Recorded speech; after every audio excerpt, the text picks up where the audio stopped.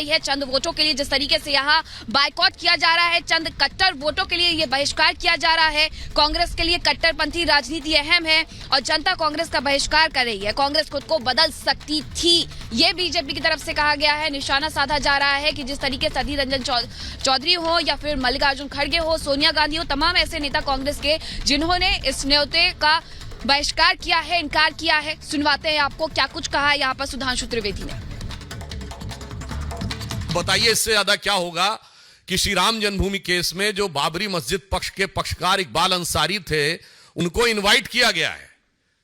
यह हिंदू धर्म की महान उदारता के परंपरा के अनुरूप है। गोली चलाने वालों को भी इनवाइट किया गया। बताइए वो आने को तैयार हैं जो मुख्य पक्षकार थे, मगर चंद कट्टरपंथी वोटों की तिजारत की गला काट प्रतिस्पर्धा में कांग्रेस और कांग्रेस गोत्र के सारे दल, कांग्रेस की परंपरा के सारे दल आज हाहाकार मचाने को तैयार है। मतलब आपने हिंदी में कहावत सुनी होगी ना कि मुद्दई सुस्त गवाह चुस्त। यहां तो मुद्दई साथ में आके खड़ा हो गया है, मगर इसके बावजूद इन लोगों के मन में अभी भी वह लोभ दिखाई पड़ रहा है। तो मैं कह सकता हूं कि एक कहावत होती है कि राम नाम कड़वा लगे और प्यारा लागे दाम, तो दुविधा में दोनों गए, न माया मिली न राम। तो आपने सुना कि क्या कुछ बीजेपी की तरफ से यहाँ पर कहा जा रहा है। आपको बताएं कि जिस तरीके से इंडी गठबंधन के नेता जो है वो लगातार बॉयकॉट कर रहे हैं, तो दूसरी तरफ बीजेपी भी लगातार निशाना साध रही है। 22 जनवरी को प्रभु श्री राम भव्य राम मंदिर में विराजमान होने वाले हैं, लेकिन इससे लेकर के तुष्टीकरण की जो राजनीति की जा रही है उससे लेकर के अब नेता गिरते हुए नजर आ रहे हैं। इस रिपोर्ट में आपको दिखाते हैं।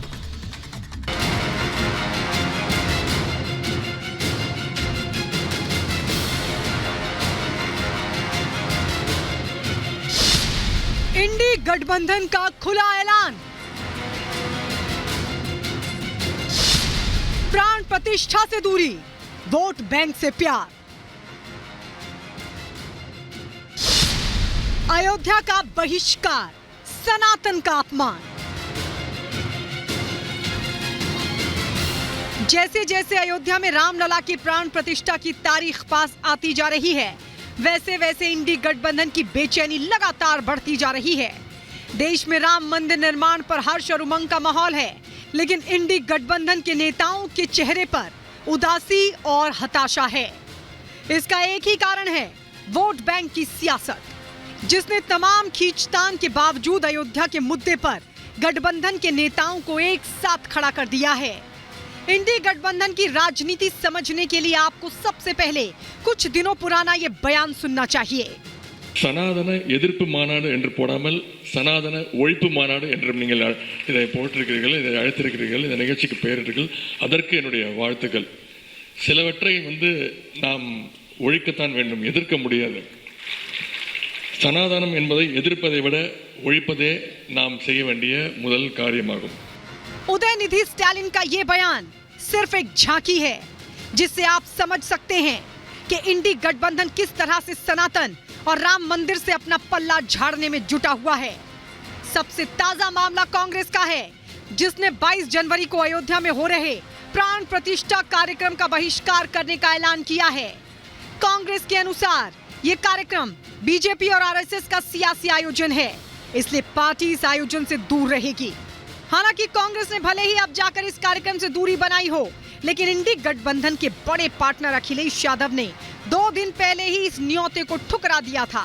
अखिलेश ने साफ कहा कि वो इस कार्यक्रम में बिल्कुल शामिल नहीं होंगे, क्योंकि वो प्राण प्रतिष्ठा का न्योता देने वालों को नहीं जानते हैं। अब जिसे जानते ही नहीं, उनका बुलावा कैसे स्वीकार कर सकते हैं? मैं नहीं जानता हूं, न मेरा कोई परिचय है, न मेरी उनसे कभी कोई मुलाकात हुई होगी।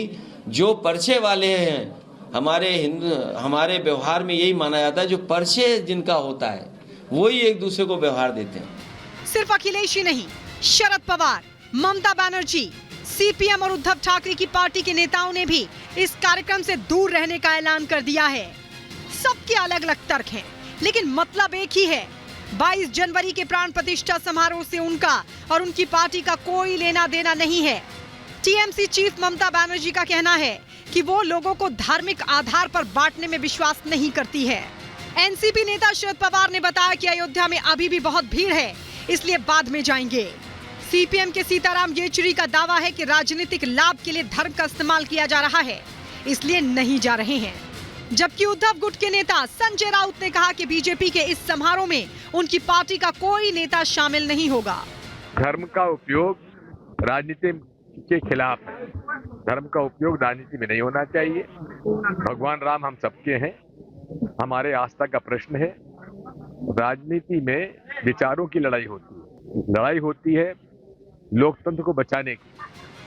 अब सवाल है कि आखिर समाज के सभी वर्गों का प्रतिनिधित्व का दावा करने वाले इंडी गठबंधन के नेता इस आयोजन से क्यों भड़के हुए हैं?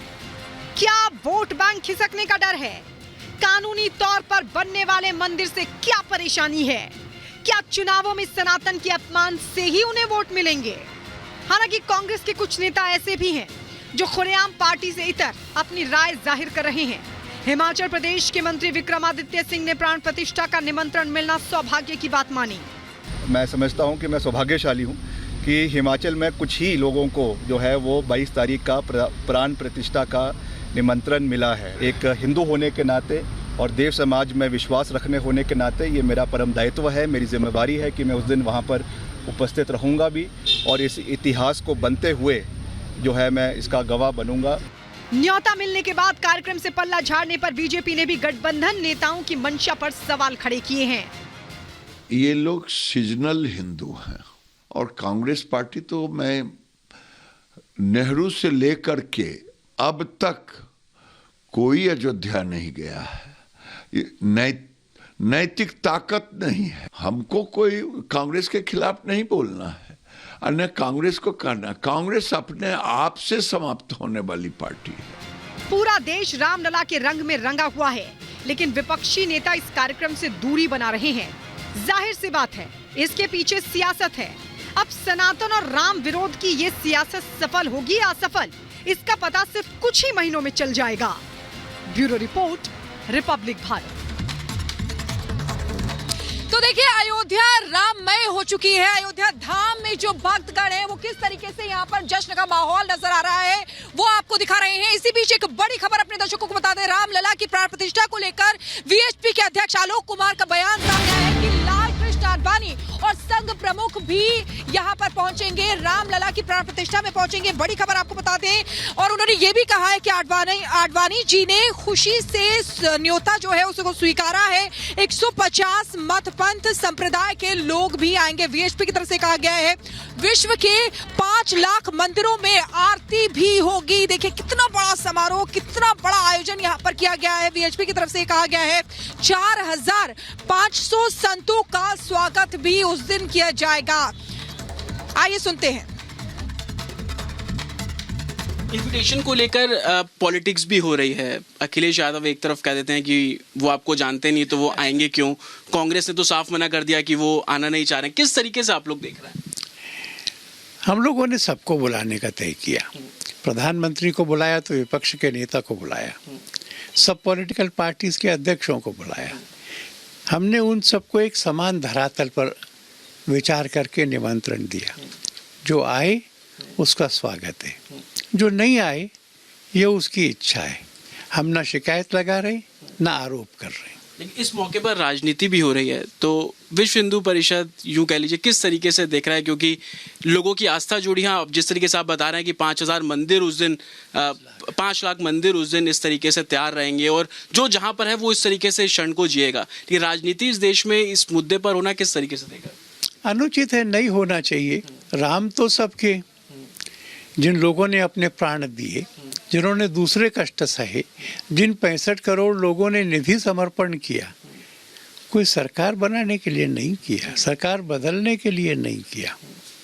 पर यह भी ठीक है कि जो लोग राम जी के साथ खड़े हैं और जो लोग उनका विरोध कर रहे हैं, जनता इसका आकलन तो करती है। इस बीच बड़ी खबर आपको बता दें, बंगाल के उत्तर 24 परगना में बीजेपी का प्रदर्शन देखने को मिल रहा है। ईडी पर हमले के विरोध में बीजेपी के कार्यकर्ता सड़कों पर आ गए हैं। आरोपियों को सुरक्षा दे रही है पुलिस। इस सब के पीछे बंगाल सीएम, ये कहना है बीजेपी का। तो ईडी पर हमले के विरोध में ये प्रदर्शन, तस्वीरें हम आपको दिखा रहे हैं। टीएमसी पूरी तरीके से भ्रष्ट हो चुकी है, ये कहना है बीजेपी का। एक्सक्लूसिव तस्वीरें आपके सामने। जी, ईडी पर हमले के बाद लगातार बीजेपी विरोध कर रही है और इस पूरे मामले की एनआईए जांच की मांग भी की गई। ईडी के अधिकारी भी इस वक्त कोलकाता में हैं और जो आरोपी उनकी तलाश भी की जा रही है। पुलिस के बीच, पुलिस और जो बीजेपी के कार्यकर्ता उनके बीच झड़प हुई है, तस्वीरें हम आपको दिखा रहे हैं। बीजेपी का आरोप है कि आरोपियों को जो पुलिस है पश्चिम बंगाल की वही सुरक्षा दे रही है। उत्तर 24 परगना की तस्वीरें हम आपको दिखा रहे हैं। इन सब के पीछे बंगाल की मुख्यमंत्री हैं।